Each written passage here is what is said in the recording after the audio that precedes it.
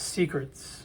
As you evolve, you will start to know things about people intuitively or through knowledge. You don't need to read minds to know a person's intentions or if they're lying or not. It's kind of just obvious. There's always like a tinge of difficulty with knowing. I hope you guys can hear me well. It's pretty quiet in the house.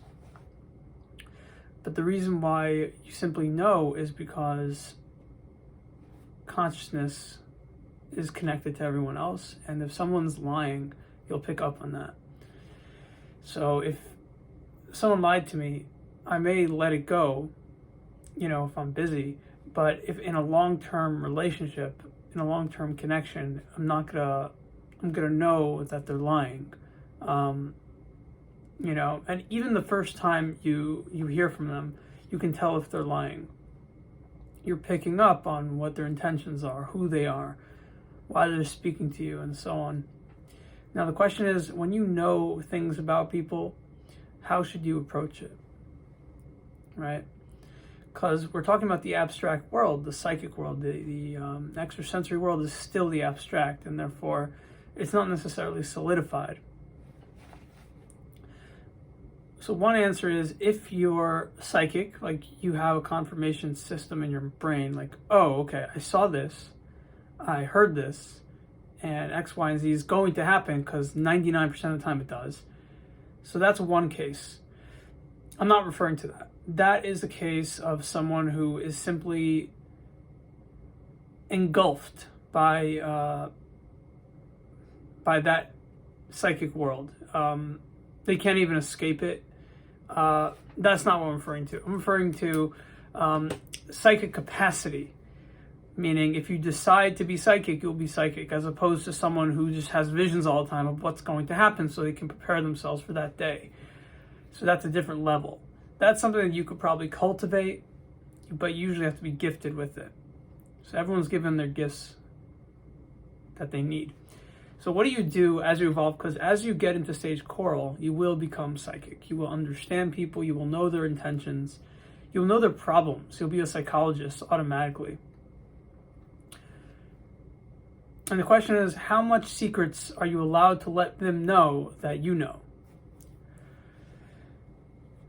And this is where it gets tricky. Because the ego operates on a linear time frame. So if you're speaking to someone in stage turquoise and below, then they'll feel like you're a psychopath. Like, are you stalking me? Right? Or they'll gaslight you and call you mentally ill. And if they are coral and above, they'll get paranoid, but they won't necessarily believe that they're stalking you. They'll just think, okay, we had a soul encounter in the supernal spheres of consciousness, and I kind of remember that. I kind of pick up on it, or even if it didn't happen, I have an imagery in my mind of what might have happened, and therefore that gives you a piece of knowledge on how to ascertain the secrets of who they are and what their intentions are. So that's another way of having psychic capacity. So how much should you let them know? So that when someone is past stage coral, you can let them know more. But if they're hiding their identity, like they have a pseudo identity on Twitter, let's say, or elsewhere, and you know who they are, you should still avoid diverging, because people stalking on Twitter, if they're in the FBI or they're hackers, they're usually in stage orange. So they'll be freaked out, and then their devil will come out, and they'll mess with you, because they won't be able. They'll just be so jittery about their own paradigm that they can go into psychosis by witnessing people with extrasensory abilities. So for that reason alone, you shouldn't be implying that you know exactly who people are. But what's amazing is that Ken Wilber is all of a sudden someone who acknowledges a 4-quadrant system where psychic capacity is in one of the quadrants, the causal quadrant, and maybe other quadrants include that. And therefore, in the next generation, this is going to be less of an issue. But in this generation, you have to be careful of stage orange people, assuming that you're some kind of agent of darkness, right? Okay. So we covered a lot, but there's more I want to say. The secrets that you know can also be from a mystical experience you had, and you just can't remember what took place. And then it comes back to you. It's like, oh, I remember that. That's what you meant by tell her this, tell her that, or don't tell her this, don't. Like, things come back to you. Or this person is that person. Because the spiritual forces also include the ego forces. So they're kind of like, I don't want you to know this so that this outcome doesn't happen or happens. So sometimes your own memory is being clogged up by these forces that don't want an outcome a specific way. So that also removes, it gets really interesting. Like, there's so much manipulation that reaches the esoteric spheres from both sides of the spectrum, the rigid side and the loving side. In general, the loving side obviously wants what's best for you, while the rigid side is narrowed to like have a specific outcome. Okay. But as you evolve, you'll probably pick up intuitive knowledge more and more. And you really can't divulge yet because of stage orange, who's in the midst. And even stage green, they're not going to know what's flying. And stage yellow might be confused. So, for the next generation, just keep quiet about your abilities, unless you have a very close circle in terms of who is psychic and who is not. And that can turn into a cult, a turquoise cult, so watch out for that. But it's also reasonable to have a tribe like that, so that you know who's not going to come back to bite you.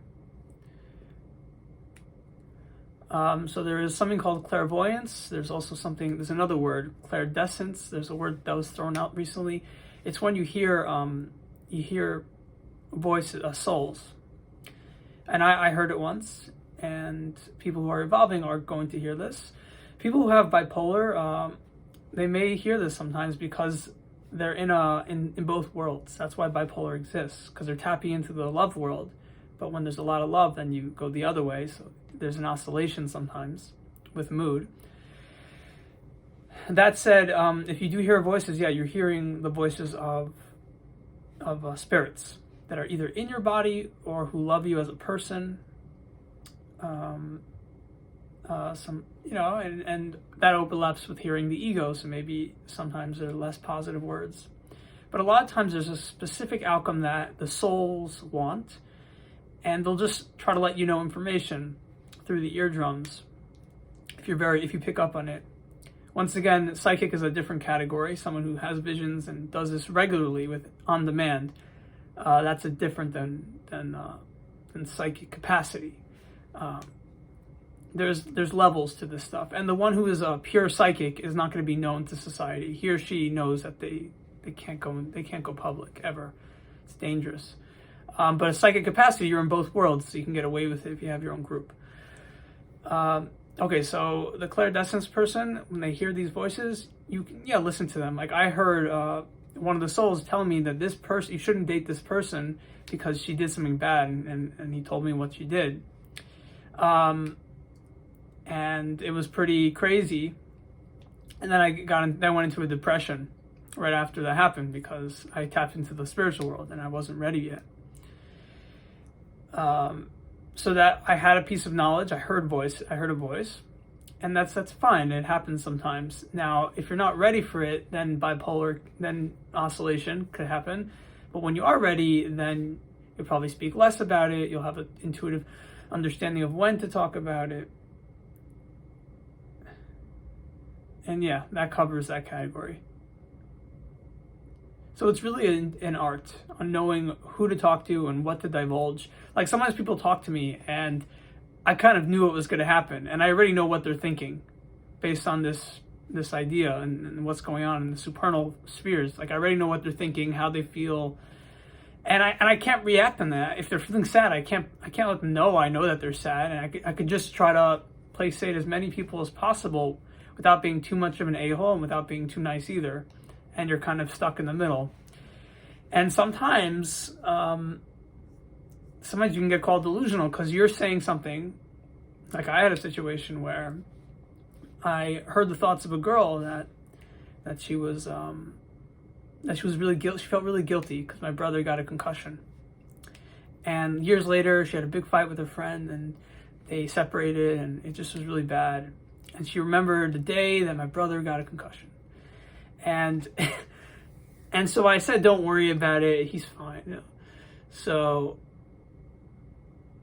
basically, I did something. I changed the future based on what they were thinking. What the direction of things was going in one way, and I saw what was going to happen. I sensed it. I saw the imagery. I saw the phenomenon, and I diverged it. But then it messed with my life because my brother got aggravated. He couldn't deal with those girls afterwards. They thought he was lying or being over, which maybe he was. But it messes with I don't know, free will, or it messes with the outcomes of events. You know, it messes with stuff. So therefore, you can't like pay too much attention to it because then you're going to be OCD about something that doesn't exist, and that's why people got called mentally ill, because you're worrying too much about things that you shouldn't be worrying about. So there's that aspect to think about.